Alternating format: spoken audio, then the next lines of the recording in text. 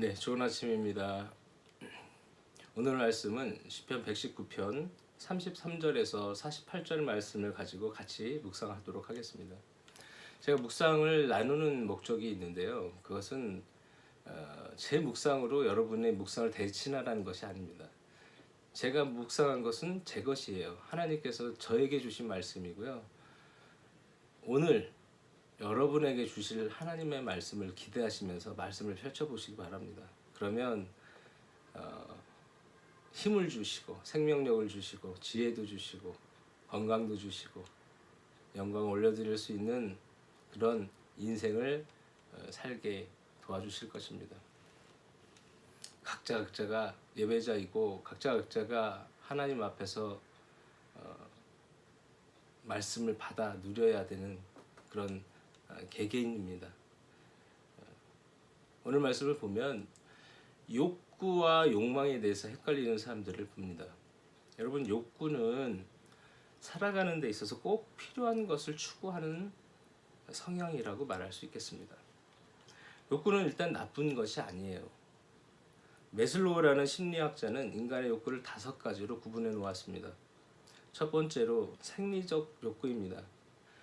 생리적 욕구는 인간의 생존의 가장 기본이 되는 꼭 필요한 것을 추구하는 욕구로서 물, 음식, 수면, 성, 건강, 은신처 등 이런 것들이 해당된다고 하겠습니다. 다음으로는 안전의 욕구입니다. 전쟁, 범죄, 홍수, 지진, 폭동 등 위기의 상황에서 안전한 상황을 추구하는 욕구입니다. 소속과의 사랑의 욕구, 존경의 욕구, 자아실현의 욕구 등이 그 뒤를 잇고 있습니다. 근데 욕망은 다릅니다. 욕망은 꼭 필요하지 않은 것, 타인과 자신과의 관계 속에서 우월감을 갖고자 필요한 것들입니다. 예를 들자면 넓은 땅, 많은 돈, 크고 좋은 차, 화려한 집, 휘황찬란한 보석과 옷가지들. 이렇게 눈에 보이는 것들뿐만 아니라 공명심, 권력욕, 우월감 이런 것들이 욕망에 속한다 할 것입니다. 이런 것들은 전혀 쓸데없습니다.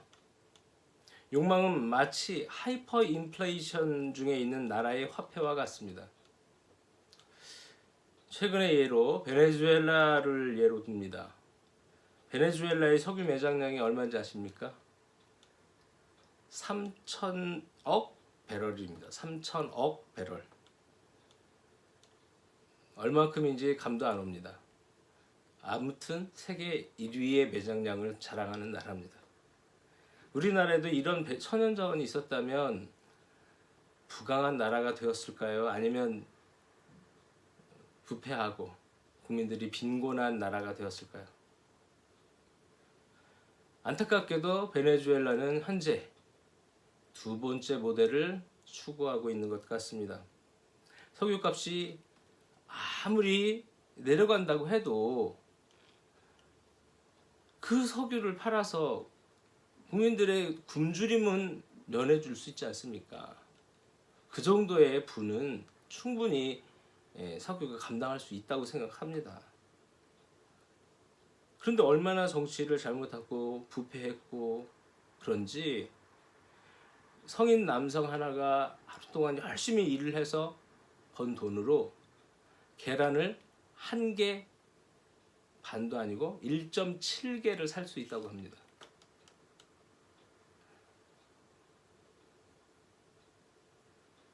심지어 전체 인구의 몸무게가 평균 몸무게가 10kg이 줄어들었다는 통계도 있어요. 그러니 베네수엘라 화폐는 거의 휴지 조각이나 다름없습니다. IMF는 2019년 전망을 했는데 베네수엘라의 물가 상승률이 1,000%, 1,000만 퍼센트. 제가 잘못 쓴 거 아닐까요? 1,000%도 아니고 1,000,000%라니까 그렇게 예상을 했습니다. 멋지게 인쇄된 휴지가 집마다 가득가득 차고 넘치게 되는 상황인 거죠. 또 불행 중에 우스운 얘기는 베네수엘라가 원래 범죄율이 높았잖아요. 그래가지고 사망자도 많았는데 사망자가 줄어들었다는 겁니다. 왜요? 난민, 이민, 또 취업 이런 여러 가지 여건들로 각 나라별로 그냥 빠져나간 거예요. 도저히 살 수가 없다는 것으로 이 나라는 지금 큰 위기 가운데 놓여 있습니다. 그 위기를 타개하고자 마두로 대통령이 가상화폐를 화폐처럼 그 화폐에 대한 근거는 우리 나라의 지하 자원이다. 이렇게 이제 해가지고 돌파구를 마련해 보려고 한다고 하는데 오히려 지폐보다 가상화폐가 더 가치가 있다고 하는 웃지 못할 이야기가 지금 들려오고 있습니다. 그런 베네수엘라의 지폐를 가득 안고 우리나라에 왔다고 생각해 보십시오. 한 리어커를 쌓아놓고 왔다고 생각해 보십시오. 그리고 부동산 중개 사무실에 가서 나 저 건물 사고 싶어. 저 건물 나에게 파시오. 라고 한다면 이 돈 가지고 저 건물을 산다고 한다면 부동산 중개사가 뭐라고 하겠습니까? 막 웃겠죠. 그리고 한동안 웃을 겁니다. 말도 안 된다고. 근데 반대로 달러를 가지고 왔습니다. 위안화를 가지고 왔습니다. 엔화를 가져왔습니다. 유로화를 가져왔습니다. 우리나라 돈을 가져왔습니다. 그리고 저 건물을 사겠다고 합니다. 그러면 어떻게 할까요? 외국 돈은 바로 바꿔다가 살 수 있도록 하고 우리 돈은 바로 계약이 성사가 될 겁니다.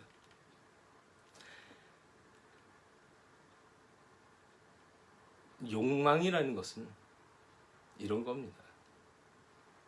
쓸데없어요. 아무런 가치가 없어요. 전혀 쓸모가 없습니다. 위에서 욕구와 욕망에 대해서 비교해서 언급했습니다. 욕망을 위해서 사는 것은 마치 부도난 회사채, 어음, 국채, 화폐 이런 것과 다르지 않습니다. 욕망으로 쌓아올린 금자탑은 하나님 나라에 가면 아무런 쓸모가 없습니다. 저와 여러분이 달려가는 길은 욕구를 위한 길이었는지 아니면 욕망을 위해 달려가는 길인지를 물어보셔야 할 것입니다. 욕망으로 쌓아올린 나라는 신기루에 지나지 않습니다. 그나마 내가 쌓아올린 신기루. 근데 옆에 쌓아놓은 신기루가 더 멋있어. 그러니까 내 인생 자체를 부정당하는 그런 절망감을 맛보게 또 됩니다. 그것도 신기루고 이것도 신기루인데 이 사실을 알았던 시편 기자는 내 마음을 주의 증거들에게 향하게 하시고 탐욕으로 향하지 말게 하소서.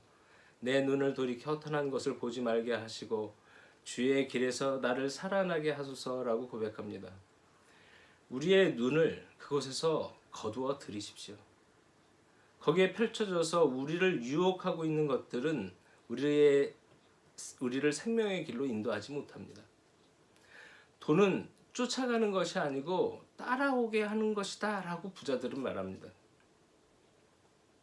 가상화폐 1억 원을 투자를 했는데 그 채굴하려고 컴퓨터 엄청나게 사놨는데 700만 원 건졌다는 기사도 보았습니다. 1억 투자해서 700만 원. 탐욕으로 허탄한 곳을 바라보았던 눈을 거두어 주를 바라보게 하십시오. 그리고 그 나중에 그 말씀 안에서 사는 자유함을 누려보시기도 축복합니다. 많은 사람들이 예수 믿으라 이렇게 얘기하면 아이 아무게 저기 아줌마 나 조금만 있다가 믿을게. 조금만 세상 좀 즐기고 좀 재밌는 것 좀 다 좀 경험해보고 그 다음에 예수 믿으러 교회 갈게. 좀만 기다려줘. 이렇게 얘기하는 분들이 많습니다. 근데 이런 분들한테 제가 한마디 하고 싶어요. 예수 믿는데도 즐거움이 있습니다. 완전히 다른 즐거움이며 차원이 다른 즐거움이며 깊이가 다른 즐거움입니다. 그리고 영원히 변하지 않는 즐거움입니다. 마지막으로 한 말씀만 더 하겠습니다. 이 세상에 살면서 돈이 안 중요하다는 것 아니에요. 정말 중요해요. 그렇지만 무엇보다는 안 중요하다는 거예요. 무엇보다 안 중요할까요? 죽음보다 안 중요합니다. 가정의 행복보다 안 중요합니다. 자녀가 병에 걸렸습니다. 자녀가 병이 낫는데 돈이 있으면 뭐합니까? 안 낫는데. 불치병보다 중요합니다. 불치병이 더 중요하죠. 돈으로도 해결할 수 없다면. 요즘 성령운동을 하는 교파를 보면 이번 생에서 영원히 살고 싶어 하는 것 같아요. 천국을 기대하는 것 같지 않아요.